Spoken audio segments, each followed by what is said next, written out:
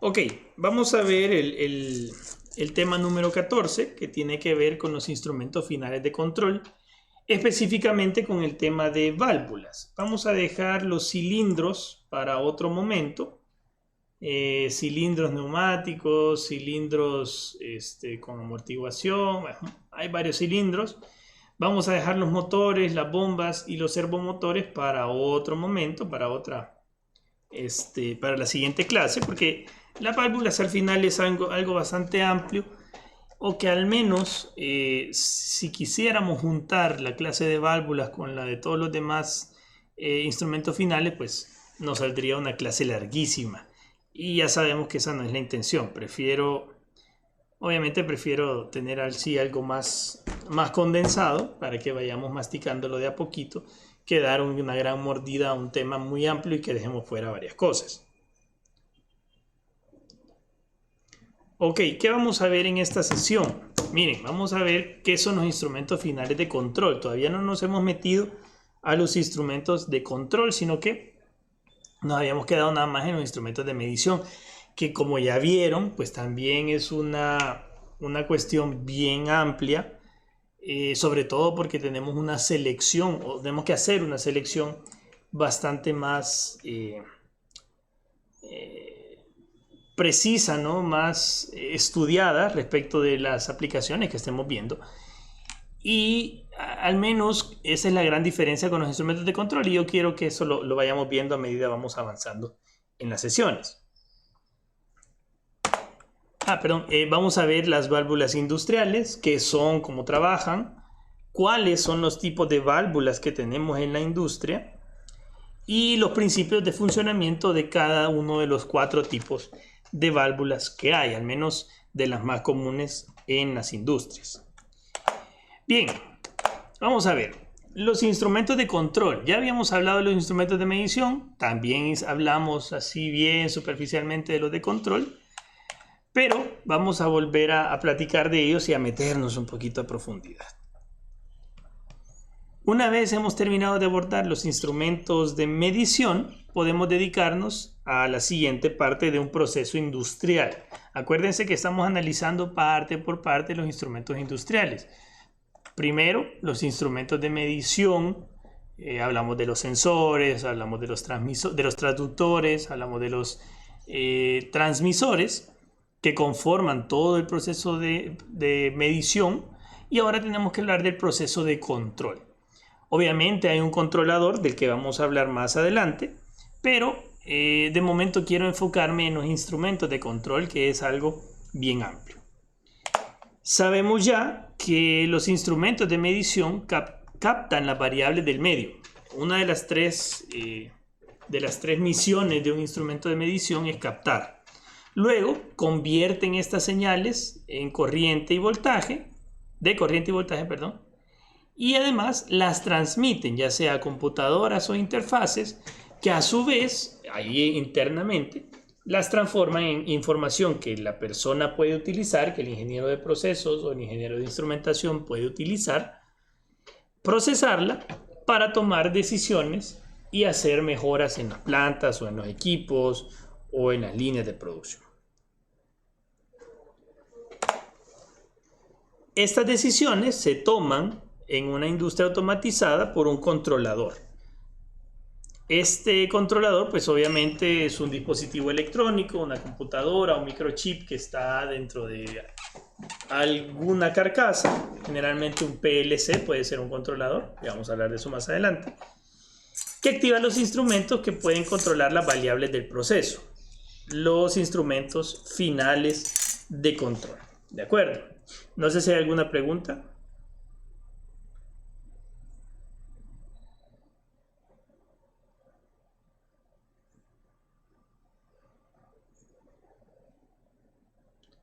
¿Nada? ¿Todo bien? Bye.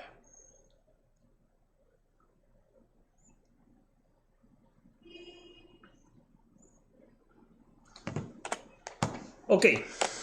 Los instrumentos finales de control se encargan de manipular alguna o varias características del proceso según lo que el controlador le diga. El controlador, no sé si alguien aquí ha tenido, bueno, aparte de los eléctricos, alguien ha tenido un acercamiento a PLCs.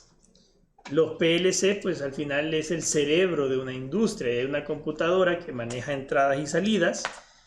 Con la información de las entradas, pues hace un algoritmo programado para programar salidas y que las salidas hagan algo. Según cada proceso y cada industria, los dispositivos de control pueden recibir señales discretas, continuas o de tipo batch. La señal, el lote se llama. Una señal que le dice varias cosas al mismo tiempo para que el controlador pues haga otras varias cosas según este montón de señales.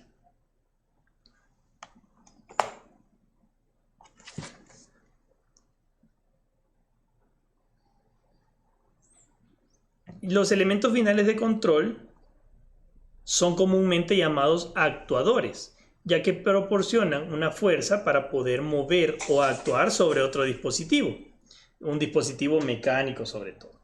¿De acuerdo? Los instrumentos finales de control se encargan de manipular perdón, esto ya está.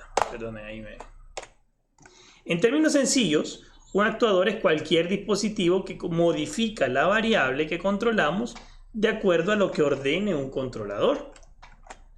Pueden ser válvulas, que varían el caudal modificando la pérdida de carga mediante un obturador, cilindros, que controlan procesos a través de la posición de los pistones, motores, elementos que transforman energía mecánica para realizar trabajo, bombas, que incrementan la presión para mover un fluido, amplificadores de potencia, que reciben una señal y la amplifican, y muchos otros también. ¿De acuerdo? Entonces aquí les dejo varios instrumentos finales de control. Ustedes pueden ver ahí unas válvulas, por ejemplo, válvulas que son activadas manualmente, la del chorro de su casa, por ejemplo. Siguen siendo válvulas, pero como tal no son los elementos finales de control. ¿Quién va a ser el elemento final de control? El elemento final de control va a ser aquel que reciba una señal de un controlador y actúe en función de esa señal. La válvula como tal no es un elemento de control, no es un instrumento de control, perdón, sino que el accionamiento que tiene la válvula, que hace que se abra o que se cierre, sí es el instrumento final de control. No sé si me explico en esta parte.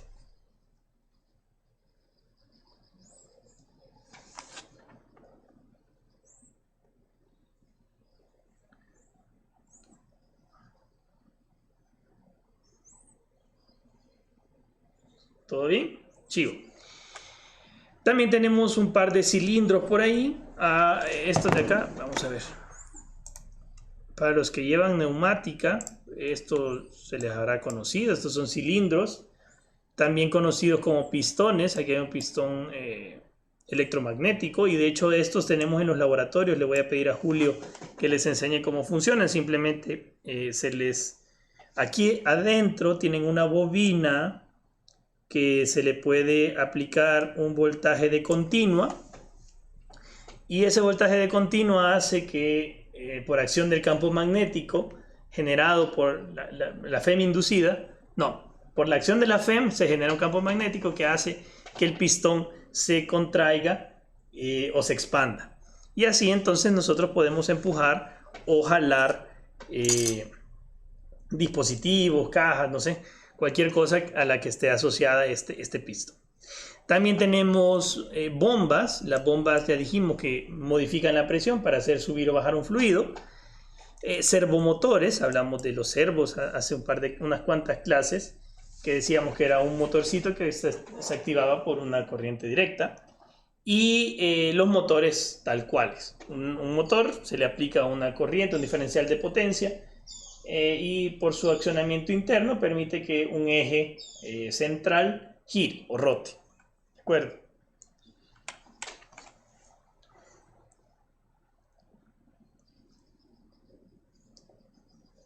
Ok, los actuadores son capaces de transformar energía hidráulica, neumática o eléctrica con el fin de generar un efecto sobre un proceso automatizado.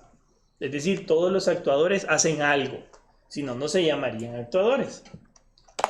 El actuador recibe la orden de un regulador o de un controlador y en función de ella genera la orden para activar el elemento de control. Por ejemplo, una válvula. Una válvula le dice el controlador, mira, fíjate que el tanque está lleno, abrite. Viene el actuador y hace girar la manija, la manilla de la válvula para que el obturador suba o baje. Los elementos de control influyen directamente en el proceso por la señal de salida del automatismo, modificando su magnitud según las instrucciones que va recibiendo del controlador. Evidentemente, los instrumentos de control manipulan variables y así nuestras 4 variables industriales principales, que ya las conocemos de sobra, caudal, nivel, temperatura y presión, son controladas por estos instrumentos cuando se realizan procesos en las industrias.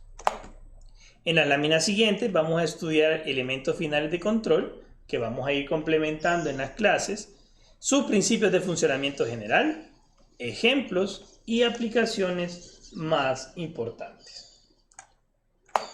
Ok, vamos a empezar con las válvulas. A ver, la válvula ya sabemos que es un elemento que permite o impide el paso de un fluido. En la industria, dígame qué tipos de industria necesitan válvulas. ¿Qué se les viene a la mente cuando hablamos de una válvula?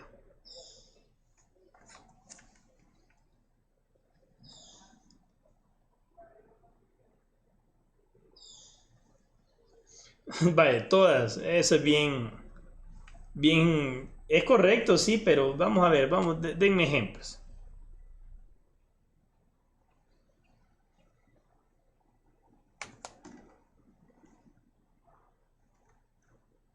Ok, cisternas puede ser, tenemos un tanque de agua de la que nos necesitamos suministrar, ¿correcto?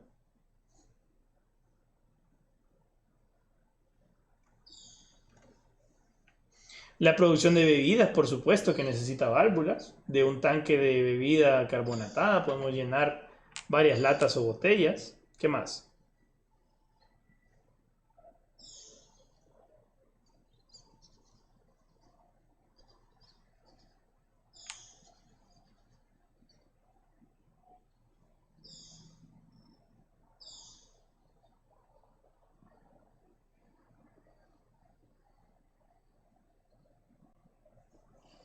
¿Qué más? ¿Qué más?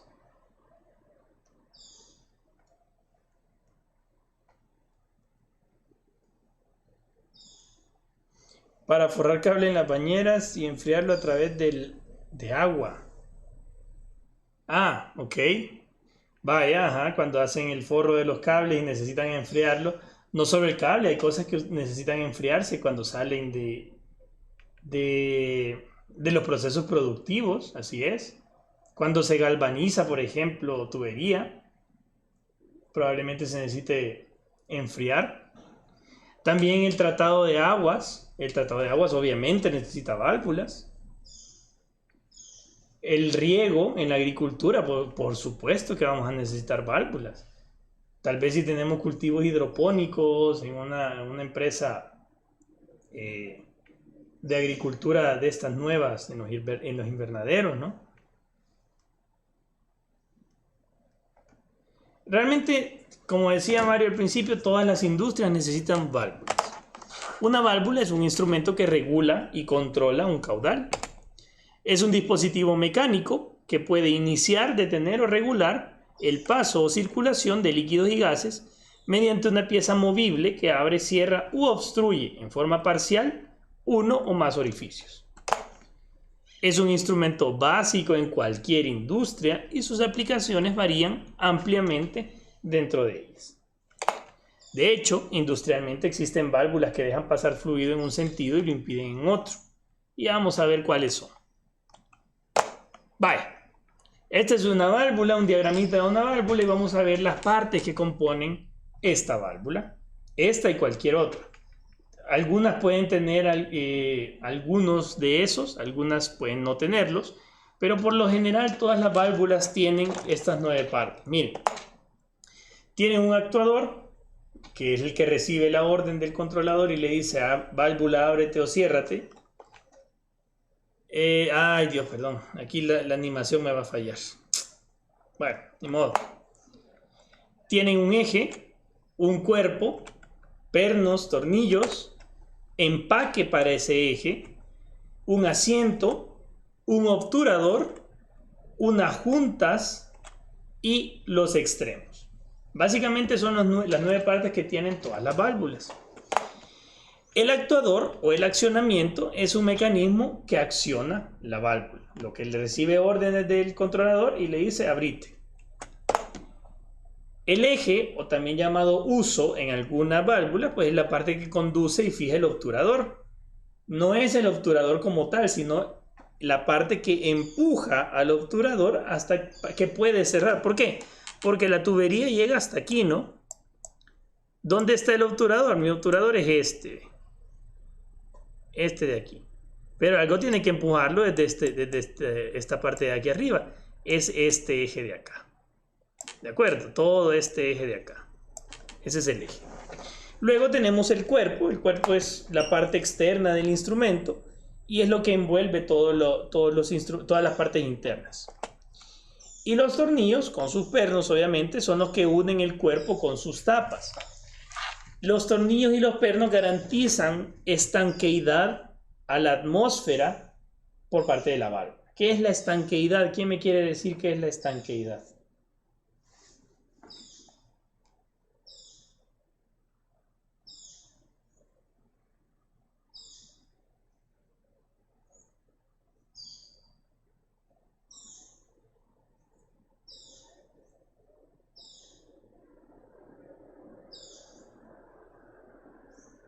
¿Qué es la estanqueidad, muchachos?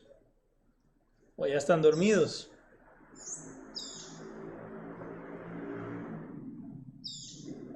Por ahí va. Lo que mantiene retenido algo, lo que impide que algo pase a través de sus puertas, sus límites, ¿no? Por ejemplo, sus órganos internos están estancos gracias a su piel, ¿no? Un tanque presurizado está estanco, el agua de un tanque presurizada está estanca del medio que rodea el tanque, por supuesto. Está a una presión distinta, las paredes no permiten que el agua se salga y tampoco permiten que entre nada a ese líquido. Y más adelante vamos a ver el grado de estanqueidad, que ustedes lo conocerán de otra manera, como el IP, ¿de acuerdo? Ese numerito que viene en todos los celulares y en los dispositivos electrónicos. Es el grado de estanqueidad que tiene un dispositivo. Pero al final, la estanqueidad es eso, el nivel de aislamiento que tiene algo con referencia a lo que está alrededor de ellos por la acción de unas paredes que lo contienen, así como dice más o menos Herbert. Luego tenemos el empaque del eje, que es el tubo por donde se desliza este eje, que asegura también que haya estanqueidad del fluido hacia la atmósfera. El asiento es la parte acá de abajo, es esta parte donde el obturador, esta parte de aquí, miren,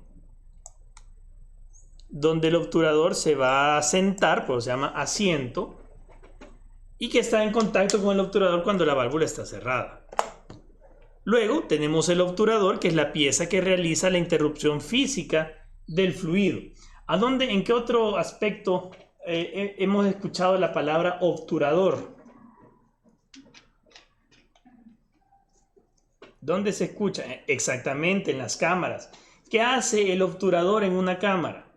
El obturador en una cámara permite o impide que llegue luz al lente, perdón. A medida que el obturador se mantiene mucho o poco tiempo abierto, así permitimos la entrada de luz al lente y así tomamos una mejor o peor foto, ¿no? Entonces, igual que en las cámaras, en una forma análoga, y por eso se llaman igual, El obturador, si está muy abierto o muy cerrado, así permite o impide el paso del fluido a través de esa tubería. Luego tenemos las juntas de cierre, que son partes metálicas que aseguran una mayor estanqueidad de todo el dispositivo. Y finalmente los extremos, que permiten la conexión a la tubería mediante bridas, mediante soldaduras o simplemente mediante una instalación sin ninguna cosa de estas, nada más de contacto se le llama. ¿De acuerdo? Esas son las partes que tienen una válvula. En general no cambian. A veces podrán tener o no tener, por ejemplo, pernos, si la válvula ya está construida completamente para evitar que se desarme. Pero por lo general tienen lo mismo. Ojo, estas son las válvulas de control, las electrónicas. ¿Por qué? Porque aquella que no es electrónica, que es la del chorro de su casa, pues usted tiene su válvula, ¿no? Esta válvula usted la acciona, la cierra o la abre. No necesita un accionamiento para hacerlo, usted es el accionamiento. Pero en estas, aquí tenemos el actuador en la parte de arriba, que es el que recibe la señal del controlador. ¿De acuerdo? Bien, en función de su propósito, pues las válvulas se clasifican en 4. Primero, las válvulas de aislamiento, que son las que interrumpen el flujo de la línea de forma total cuando es preciso. Aíslan el sistema del fluido que está o que quiere fluir por la tubería. Las válvulas de retención, también llamadas válvulas check, son aquellas que impiden el flujo y lo cierran en una dirección, pero lo permiten en la otra. Vamos a hablar más adelante. Permiten el flujo en un sentido y lo impiden en el otro. Luego tenemos las válvulas de regulación, cuya misión es modificar el flujo en cuanto a cantidad. Estas válvulas pueden desviarlo, mezclarlo o accionarlo de forma automática. Y 4, las válvulas de seguridad o válvulas de alivio, que son las que se utilizan para proteger equipos y personal de las sobrepresiones. Más o menos hablamos de las válvulas de alivio cuando dábamos las condiciones para poder dibujarlas o colocarlas en los PNIDs, pero ahora vamos a hablar un poquito más ampliamente de ellas. Bien, las válvulas de aislamiento, que también se llaman válvulas de cierre, de interrupción, de bloqueo o de corte, según su propósito dentro del sistema. Se clasifican en 2 grandes grupos en función del movimiento que realizan para impedir o para permitir el flujo. Primero, las válvulas de acción vertical se llaman válvulas lineales, es decir, las que funcionan de arriba para abajo en su eje. Cierran o abren mediante un obturador que baja y sube según queremos permitir o impedir el paso del fluido. Y tenemos las válvulas giratorias que permiten o impiden el paso del flujo acá, para que salga de este lado, en la medida que abren o cierran, o más bien que giran ese obturador. El obturador no baja, sino que gira. Si el obturador está completamente paralelo a la dirección del flujo, entonces el fluido pasa libremente. Si hay otro ángulo distinto al paralelo al flujo, pues obviamente un porcentaje de este fluido no va a estar pasando tan libremente, y así es como se controla qué tanto caudal pasa por esta tubería. No sé si me va entendiendo, si hay alguna pregunta, algo que comentar.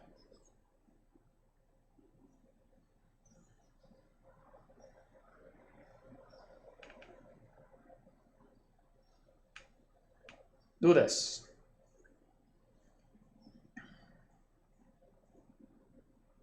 Todo bien, vale.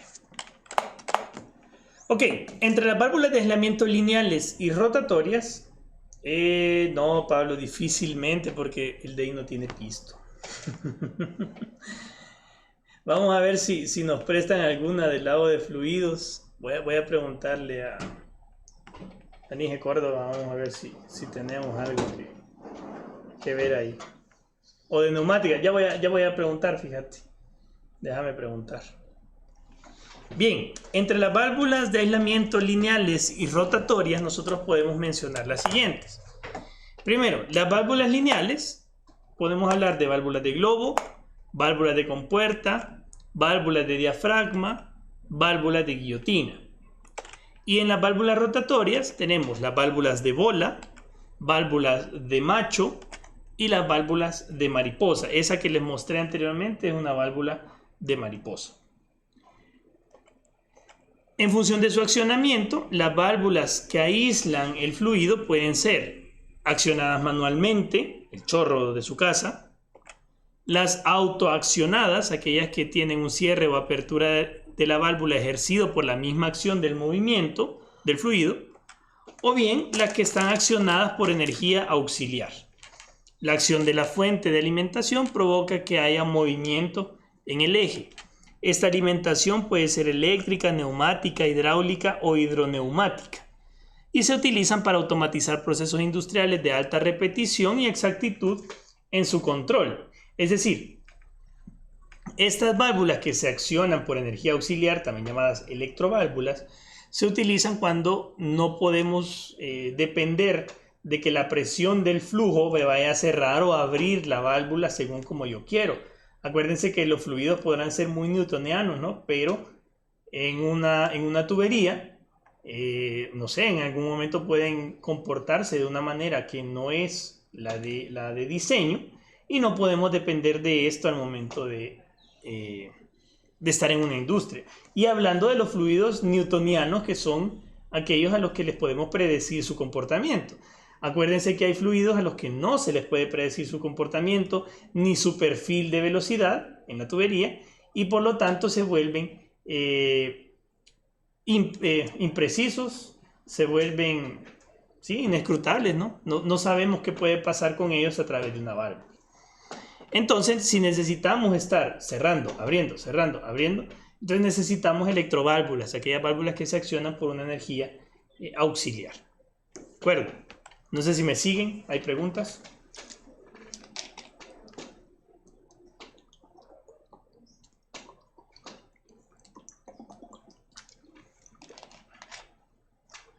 ¿Preguntas? ¿Nada?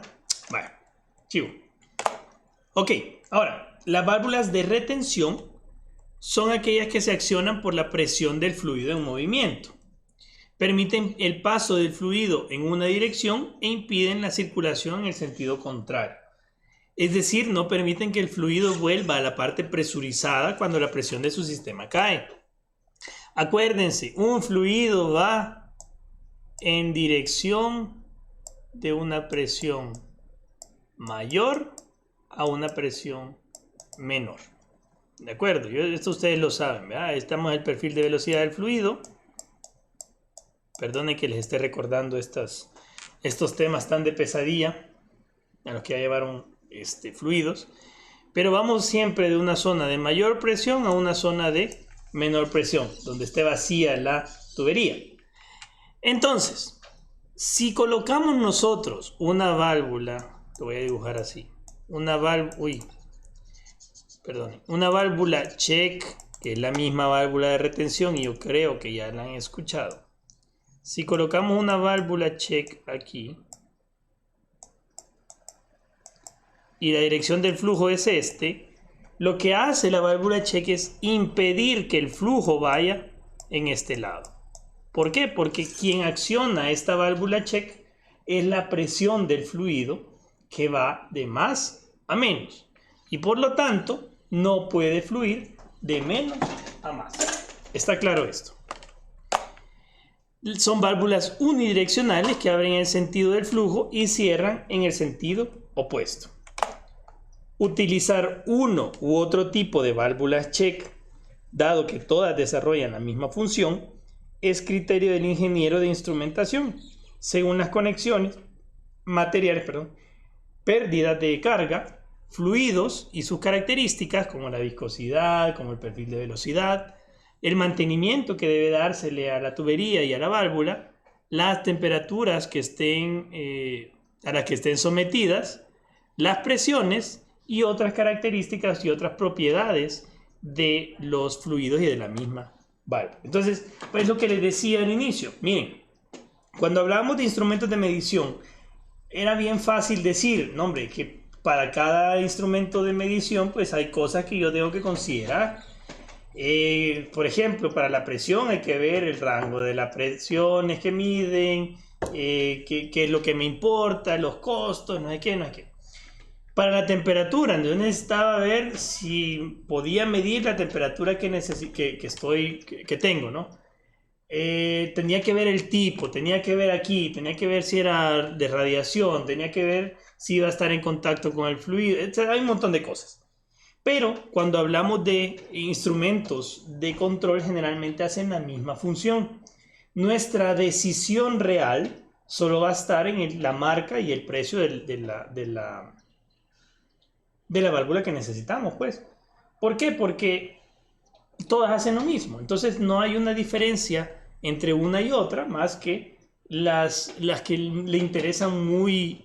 Vaya, casi que todo esto tal vez según la planta, ¿de acuerdo? Las conexiones que tenemos en la tubería, pero de ahí va todo en cuestión de la economía, qué material es mejor, cuál se gasta menos rápido, cuál me va a generar menos mantenimiento, cuál me va a generar menos pérdidas, etcétera, etcétera. Entonces, la selección de instrumentos de control es mucho más sencilla que la selección de instrumentos de medición. No es que no deba de hacerse, sino que está menos limitada porque todos los elementos de control de una sola categoría hacen lo mismo. Entre las válvulas de retención más conocidas tenemos las válvulas tipo clapeta, se llaman las válvulas check, las de clapeta oscilante o la tilt check, válvulas de disco partido o de doble disco, válvulas de muelle, válvulas de bola, válvula labiada o válvula de pistón. Yo les invito a que vayan a chequear, chequen aquí cómo funcionan, cuál es el principio. Más adelante lo vamos a retomar, pero igual es bueno que lo vayan hablando, que lo vayan investigando. Y perdón, me falta uno más. Y tenemos las válvulas de regulación también. Las de regulación, que también se llaman válvulas de control, son aquellas que modifican la cantidad de fluido en un sistema. Una regulación implica que usted va a poder darle algo, todo o nada del fluido al sistema, ¿no?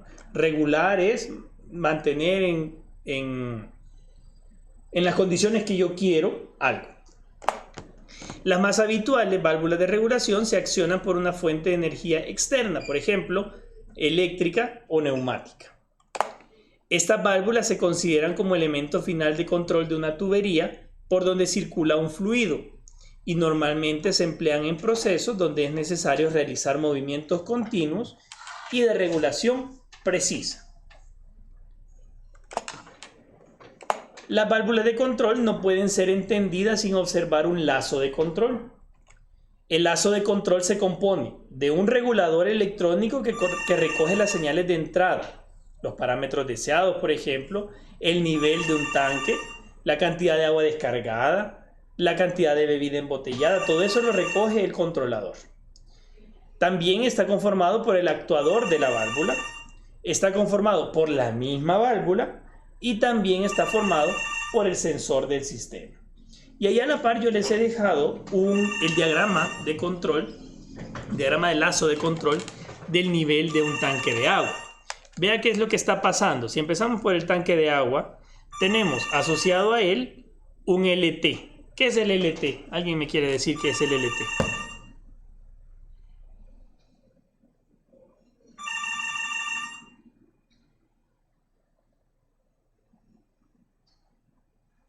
¿Qué es el LT? Un transmisor de nivel. Un transmisor de nivel. ¿Qué le está diciendo a ese LC? ¿Quién es el LC?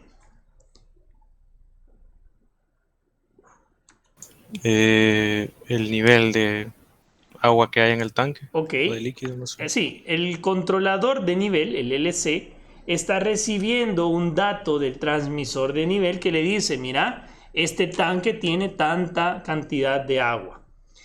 Este controlador lo que va a hacer es comparar la señal de la transmisión con la señal del set point. ¿Qué es el set point? Lo que yo le digo al controlador que me mantenga de nivel el tanque.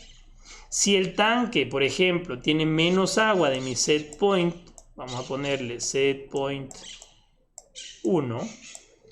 Si el tanque tiene menos agua, pues el controlador obviamente debe decirle a una válvula de nivel, LV, o sea, una válvula que se activa por el nivel de un tanque, que se abra. ¿Para qué? Para que el fluido que viene de acá pueda llegar hasta el tanque.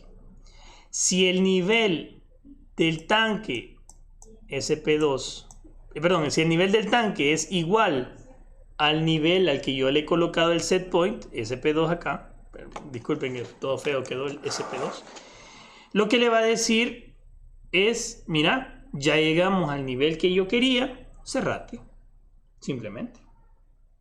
¿Estamos claros? Entonces, para eso se necesita ver el diagrama de control, para entender cómo actúan las válvulas de control. La válvula de control va a recibir órdenes por parte del controlador de nivel, o en este caso de nivel, y va a permitir que el agua fluya o se detenga. Obviamente, aquí podríamos tener en esta válvula de puerta otra válvula de control, también manejada por el mismo controlador, que le diga que si el set point de este tanque está demasiado arriba, podemos vaciar de fluido este tanque. ¿Estamos claros? ¿Hay alguna pregunta?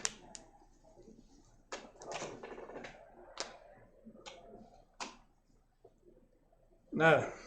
Bueno. Y entonces acá tenemos las partes de esta válvula de regulación. Miren, el actuador de simple efecto lo que va a hacer es actuar, obviamente, es un mecanismo que actúa sobre la válvula a través de una alimentación neumática.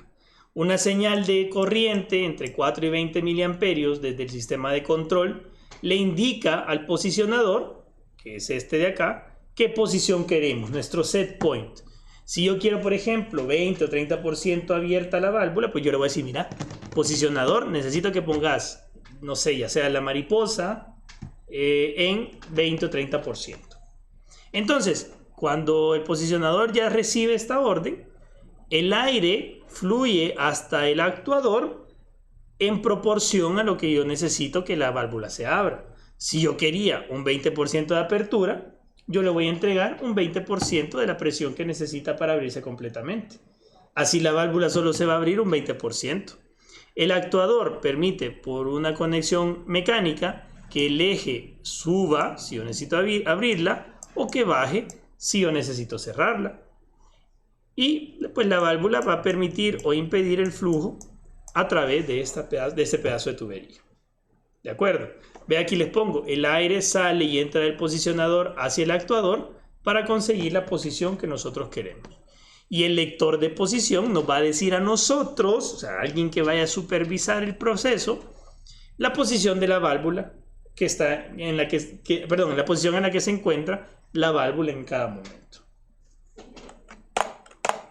Entre las válvulas de regulación nosotros podemos mencionar las válvulas todo o nada, que se controlan a través de varias señales externas, pero que no pueden controlar el porcentaje de apertura, solamente abrir o cerrar totalmente el flujo del fluido. O bien la válvula de posiciones intermedias, que puede abrirse o cerrarse en un determinado porcentaje. No requiere que se modulen constantemente y se fijan en el porcentaje generalmente por tiempos prolongados. ¿Por qué? Porque eso facilita, facilita qué tanto fluye hacia donde nosotros queremos que vaya. Por lo general, estas válvulas de posiciones intermedias se dejan ahí bastante tiempo y se van incrementando a medida que nuestra planta va creciendo las necesidades. Y por último tenemos las válvulas de seguridad. Las válvulas de seguridad o de alivio son aquellos dispositivos que se autoaccionan, ellos mismos actúan por parte del fluido. Previenen que haya sobrepresión en recipientes o contenedores, líneas, tuberías y otros equipos que están presurizados. Suelen ser diseñadas en ángulo recto para facilitar la ecuación del fluido del sistema. Se componen de un resorte sometido a una presión de disparo por encima de la cual actuará liberando el fluido. Y una vez producida la evacuación del fluido y la presión restablecida, el sistema vuelve a su posición original. Aquí tenemos un esquema de la válvula de alivio, y este tipo de válvula es fundamental en recipientes presurizados, ya que los fluidos compresibles provocarían, en caso de aumentar su presión por encima de la concebida en el diseño, es decir, si yo diseñé una tubería que va a estar a una presión específica y la presión por A o B motivo imprevisto, o bueno, previsto pero no en su funcionamiento normal sucede, entonces esta válvula nos ayudaría a liberar esa presión mediante la liberación del fluido. Si eso pasara, pues obviamente la deformación o la rotura de las tuberías, yo me imagino que habrán visto en algunas películas o algunas series, cuando las tuberías están demasiado presurizadas o los tanques tienen demasiada presión, pues obviamente ponen en peligro a las personas, los equipos, los instrumentos y también las instalaciones en las que intervienen estos equipos. Así la tubería pues está llena de agua o está fluyendo agua, y cuando llega a una presión por encima de la que está diseñada, pues libera esa presión a través de ese resorte. ¿De acuerdo? Bien, muchachos, no sé si hay dudas hasta acá. La clase termina, o sea, dejaríamos el tema acá cortado, pero para la próxima clase pues ya veríamos cilindros, bombas, motores, que ya no es tan amplio como lo de las válvulas, y pues ya con eso nosotros estaríamos cerrando los instrumentos de control, para ya pasar a otras características de selección, tanto de instrumentos de medición como instrumentos de control, pero ahora características más de los procesos. ¿De acuerdo? Voy a dejar una tarea que se la voy a hacer llegar ahora más tardecito, ya cuando suba la clase. Vamos a exponer otra vez. Vamos a exponer acerca de estas válvulas, porque quiero que investiguen cada uno, pero lo vamos a hacer creo que hasta el jueves de la próxima semana. Perdón, miércoles de la próxima semana. Así que, bueno, yo les doy las bases ahí en el correo. Va a ser una válvula chiquita, igual una exposición de unos 4 o 5 minutos. No mucho, no quiero que se extienda, pero sí que por lo menos entre todos, para no escucharme hablar y hablar y hablar de una misma válvula, pues entonces lo hagamos entre todos para ir cohesionando las ideas. ¿De acuerdo? No sé si hay alguna pregunta. Si no, pues